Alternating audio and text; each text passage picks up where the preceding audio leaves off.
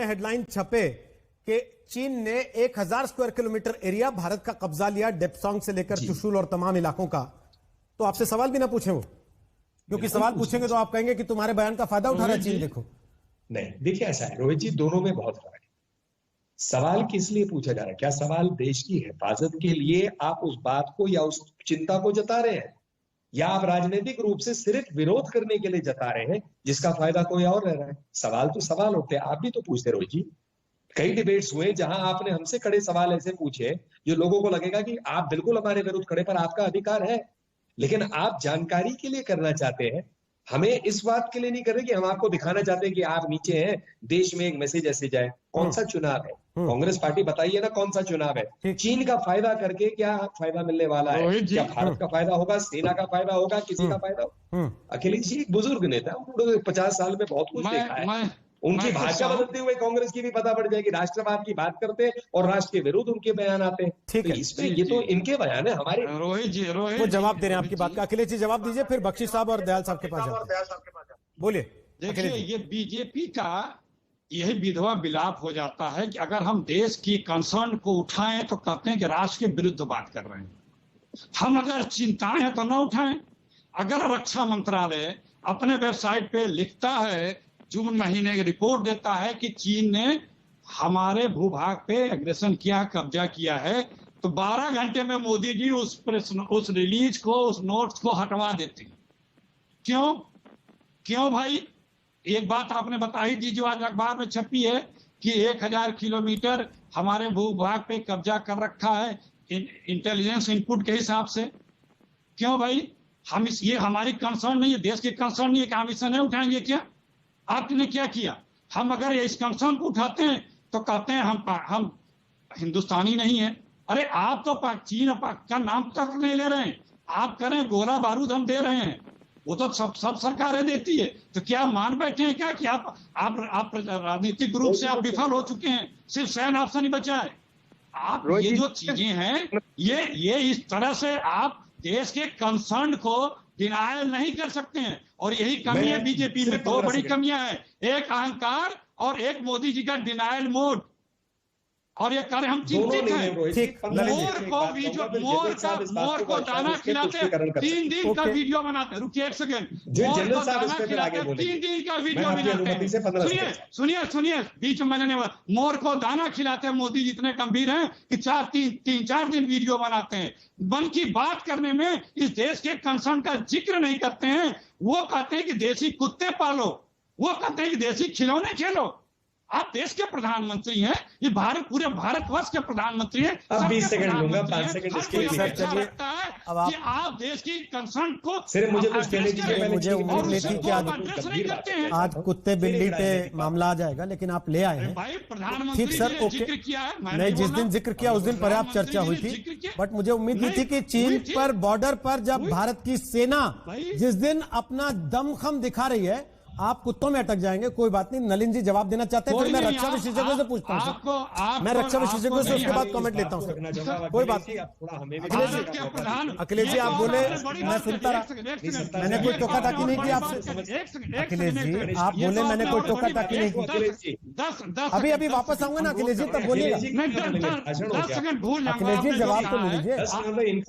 चलिए, नलिन जी वो कह रहे हैं कि वो भूल जाएंगे, इसलिए उन्हें 10 सेकंड दे दिए। आपने जो कहा, आपने कहा कि प्रधानमंत्री आज सेना सरहदों पे खड़ी है, आप कुत्ते बिल्ली की बात कर रहे हैं। ये बात तो मोदी जी ने की, आपने अच्छा उठाया कि मोदी जी पे कम से कम आप ये बात उठा रहे हैं कि मोदी जी को ये बात नहीं करनी चाहिए थी, सरहद की कंसर्न को उठाना चाहिए था।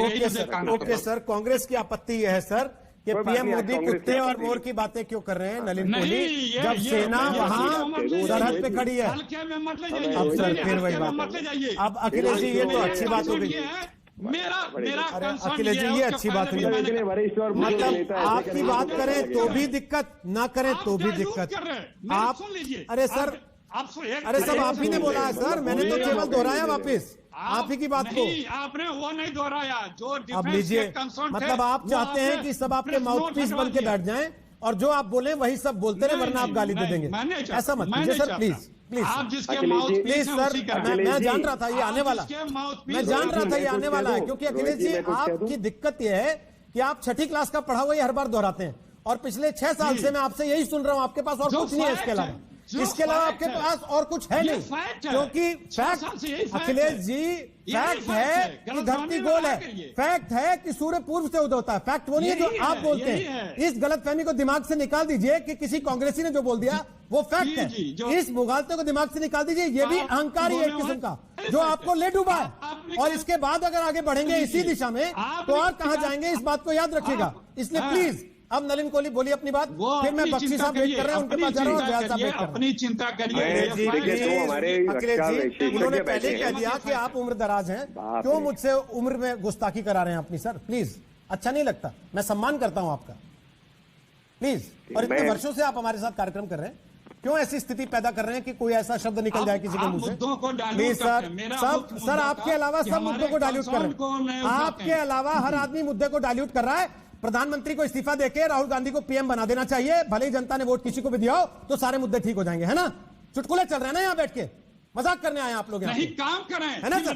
नहीं, चुटकुले सुनाए बैठ के सर, वीडियो बना के चुटकुले सुनाए यार रोज बस, और फिर कहें कि नहीं सरकार तो हमें चलानी आती है, कर रहे हैं और क्या कर रहे हैं? ठीक है मोदी जी सर, और क्या करते हैं? नलिन कोहली बोलिए, अब जवाब दीजिए। मन की बात में क्या सुनाते हैं? नलिन कोहली बोलिए। तो सुनाते हैं देश का काम, मैं 3-4 चीजें कहना हो गया चाहता हो हूँ। अखिलेश जी, तो सुन भी लीजिए दूसरे का, या आपकी रैली चलवाएं यहाँ पे? या तो ये चुप हो जाए या इनका फेडर बंद करना पड़ेगा।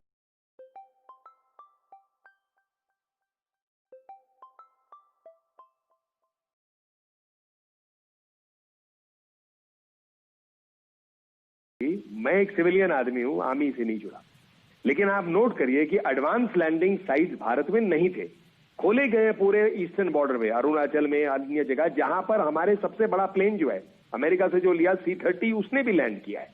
आपकी दौलत बेग ओल्डी जो है वहां पर जो है फोर्टिफिकेशन हुई है, सड़कें नहीं बनती थी BRO की, दुगने गुने पे सड़कें बनी है पिछले 2 साल में, ब्लैक टॉपिंग दुगने स्पीड पे हुआ है, पहले अगर 150 किलोमीटर होता था अब 300 किलोमीटर हो गया, फ्रेश कटिंग भी हुआ है, ब्लैक टॉपिंग भी है। क्यों? चीन के हाईवेज बने हुए हैं दूसरी तरफ, यहां पर तो सड़कें तक नहीं थी, ब्लैक टॉप भी नहीं थे, हुए हैं मोदी जी की सरकार में, कई काम हुए। इनके नेता क्या कहते हैं कि आर्मी चीफ सड़क छाप गुंडा है, मतलब इनके नेता है जिन्होंने कहा है। इनके नेता क्या कहते हैं, अरे वहां पर कौन सा बम फेंक दिया वायुसेना ने, 5 पेड़ जो है सिर्फ जले थे। पाकिस्तान की यही तो भाषा थी पूरी बालाकोट में कि पेड़ ही गिरे, जंगल है, उन्होंने झूठ बोला, इनकी नेताओं ने कहा है, रिकॉर्ड पे डिबेट्स हुए हैं इस पे। कांग्रेस पार्टी क्या कर रही है, और जब उनका सब कुछ खत्म हो जाता है तो एक व्यक्तिगत वार कर दीजिए मोदी जी पे। देखिए ऐसा है, माफ करिए अखिलेश जी, 2 मॉडल है, आपका अधिकार है कि एक परिवार केंद्रित मॉडल हो, आपका पूरा अधिकार है कि एक ही परिवार से आपका नेतृत्व आए, हमारा कोई इससे लड़ाई नहीं है। मोदी जी जो है नहीं आते कोई परिवार से, आपने क्या उनके लिए बोला है? नीच बोला है, सड़क चाक बोला है, कमी, हर शब्द का प्रयोग किया है, चाय वाले का मजाक उड़ा दिया, हर चीज का आपका मजाक है उनको लेकर। मतलब आपके राहुल गांधी जी एक संत है भाई, आत्मचिंतन के लिए बैंकॉक जाते हैं, बड़े संत है भाई, तो उनको बधाई। मतलब क्यों आप हर चीज को व्यक्तिगत बनाने में लगे हुए हैं? मेरा एक रिक्वेस्ट, मुद्दों पे बात करिए ना। हाँ, मैं यही कह रहा हूं कि मुद्दे पर वापस आए। जेडी बख्शी साहब कुछ कहना चाह रहे हैं, उसके पहले कोहली साहब, आपने कहा हमने सड़क बनाई, 2 गुनी गति से बनाई। सर चीन 2 गुनी गति से डेप्सांग में आके बैठ गया। आपने कहा कि हमने वहां पर हवाई जहाज उतारने की स्थिति खड़ी कर दी, आज हमारी सेना वहां मजबूत हो गई। सर चीन वो फिंगर 8 से फिंगर 4 तक आके बैठ गया। तो सर जो काम आप कर रहे हैं उसका लाभ क्या है?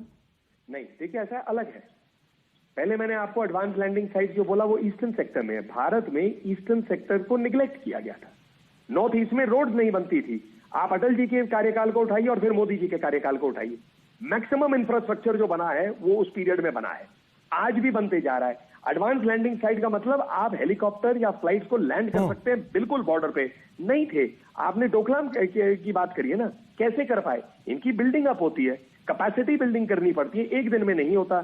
आप प्रोक्योरमेंट करते हैं, अगर रफेल आज 5 आए हैं तो उसको करने में पहले ऑर्डर को करना पड़ेगा, लाना पड़ेगा, प्लानिंग होती है, 3-3, 4-4, 5-5 साल लगते हैं। आप मुझसे नहीं तो वरिष्ठ लोग बैठे हुए उनसे पूछिए ना, मुझसे कहीं ज्यादा बता पाएंगे कि सेना के लिए क्या क्या किया। अब उन्हीं से पूछता हूं, मसला ये नहीं है कि सेना के लिए क्या क्या किया, मसला ये है कि क्या आज हम इस स्थिति में हैं सर कि हम चीन को मुंह तोड़ जवाब दे पाए और चीन को वापस खदेड़ाएं कि साहब हमारी जमीन है, हमारे इलाके में अब वो हरकतें नहीं चलेंगी जो आप पहले कर लेते थे। बख्शी साहब बोलिए, फिर दयाल साहब के पास आ रहा हूं।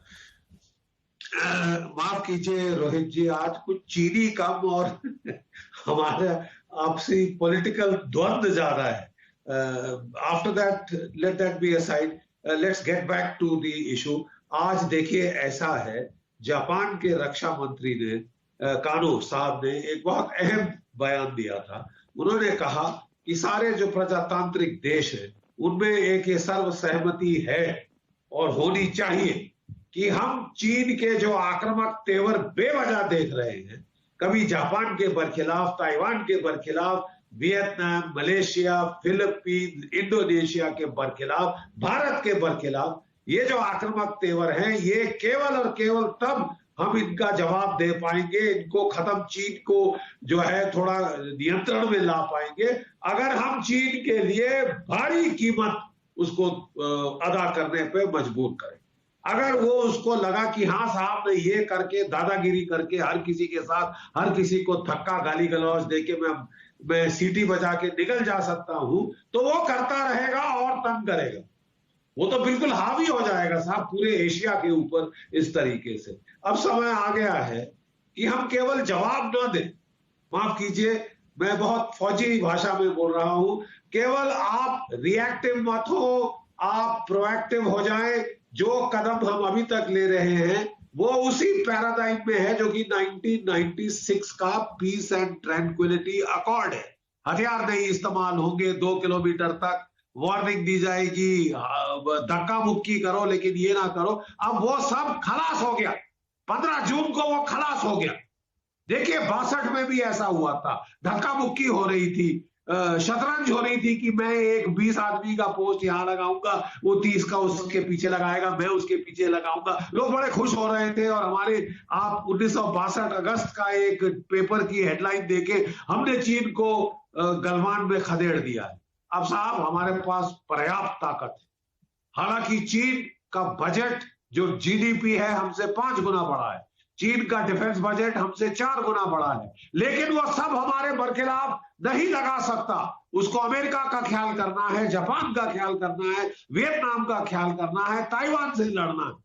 इसलिए जो वो मात्रा हमारे खिलाफ लगा सकता है, हमारे पास पर्याप्त है उसके दांत खट्टे करने के लिए। और मेरी अब सरकार से हाथ जोड़कर विनती है कि ये हर साल का तमाशा, 2013 में झुमार, 2014 में देवसान, 2017 में डोकलाम, ये अब खत्म किया जाए। एक जोर का सैनिक झटका दिया जाए, ऑफेंसिव कार्रवाई की जाए जिससे चीन को तकलीफ हो। देखिए 19